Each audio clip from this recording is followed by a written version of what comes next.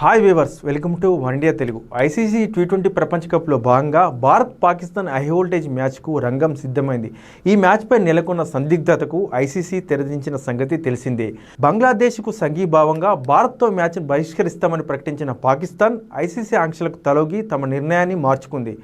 భద్రతా కారణాలతో టీ20 ప్రపంచ కప్ నుంచి తప్పుకున్న బంగ్లాదేశ్పై ఎలాంటి చర్యలు తీసుకోమని ఐసీసీ హామీ ఇవ్వడంతో భారత్తో మ్యాచ్ ఆడేందుకు పాకిస్తాన్ సిద్ధమైంది.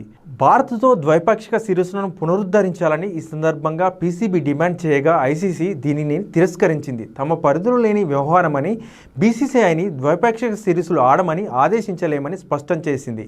మిత్రదేశాల విజ్ఞప్తుల నేపథ్యంలో బాయ్కాట్ నిర్ణయాన్ని వెనక్కి తీసుకుంటున్నామని పాకిస్తాన్ ప్రభుత్వం ఒక ప్రకటన విడుదల చేసిన సంగతి తెలిసిందే. దీంతో ఆదివారం కొలంబో వేదికగా భారత్ పాకిస్తాన్ మ్యాచ్ జరగనుంది.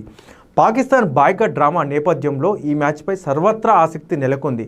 కొలంబో పిచ్ స్పిన్కు అనుకూలంగా ఉండడం, పాకిస్తాన్లో 5 స్పిన్నర్లు ఉండడం ఈ మ్యాచ్పై హైప్ను క్రియేట్ చేస్తుంది. ముఖ్యంగా మిస్టరీ స్పిన్నర్ ఉస్మాన్ తారిక్ అద్భుత ప్రదర్శన కనబరుస్తుండడంతో భారత్కు గట్టి పోటీ ఎదురవుతుందనే అభిప్రాయం వ్యక్తమవుతుంది.